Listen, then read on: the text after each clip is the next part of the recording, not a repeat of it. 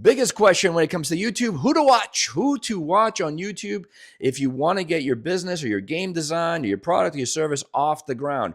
Who do I learn from? So listen, I'm going to tell you how to do it just because a lot of people do it wrong.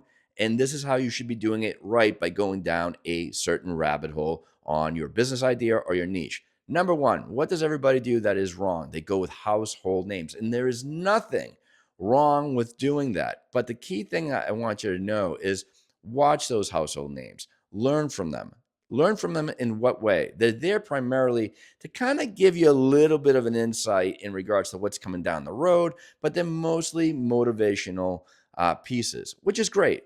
Get that in doses and then put it aside. What you should be doing is going onto YouTube because it is, and it's always going to be a phenomenal resource of learning and teaching by professionals.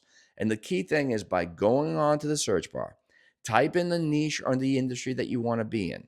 The key thing I want you to know is that depending on how rare or how common that industry that you want to get into, you might get just 5 videos, maybe a dozen, maybe hundreds. It all depends. Then I want you to kind of really cherry pick who you want to follow. But I want you to diversify who you're following as well. So that way you are creating kind of a team of knowledge, your own personal team. So first of all, the key thing is that let's say you want to get into the party game business. So you would type in party games and learn, from certain individuals that might be in that niche. What have they done? What's coming up the pike? What new technology, et cetera, whatever that case might be. If you like what they got to say, then follow them.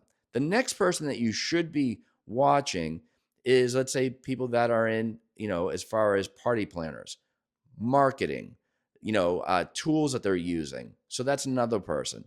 Another person that you should be watching is in regards to packaging, in regards to design, that type of stuff. The other person that you should be watching as far as, taxes, write-offs, things of that nature under that type of niche or business. What can you write off, as far as that type of business? So you get what I'm saying? The key thing is by diversifying certain individuals, they're providing you with individual knowledge that you're making into your own. As I always say, have a notebook next to you, and by taking notes and really following it. The other thing I want you to learn is this, or see how many times they upload.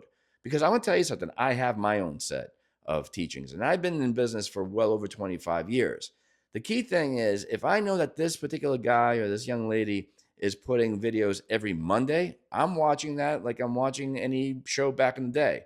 At Monday at 2 o'clock, they're going to put up a new video.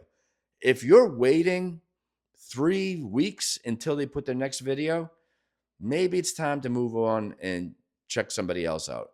That's key. Knowledge is such a valuable resource.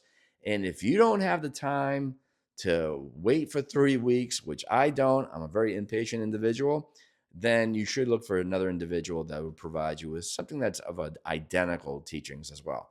So hopefully that helps out. Look, at knowledge is power. Again, there's nothing wrong with those household names out there, but the key thing is that they're for motivational pieces.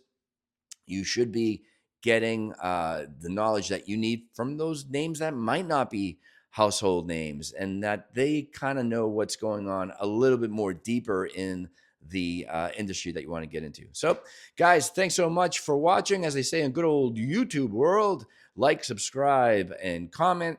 If you want to learn more about our Cashunt games, feel free. Go to cashunt.com, CASHUNT.com. We have been doing premium scavenger hunt games now for well over 25 years, and it's a lot of fun. So if you're a company, a social game in regards to a birthday, wedding party, or just something to do on the weekend, something to definitely check out. And other than that, there is a box that will pop up with another tip, trick, or maybe game design idea. Thanks so much, guys. And like I always say, let's play.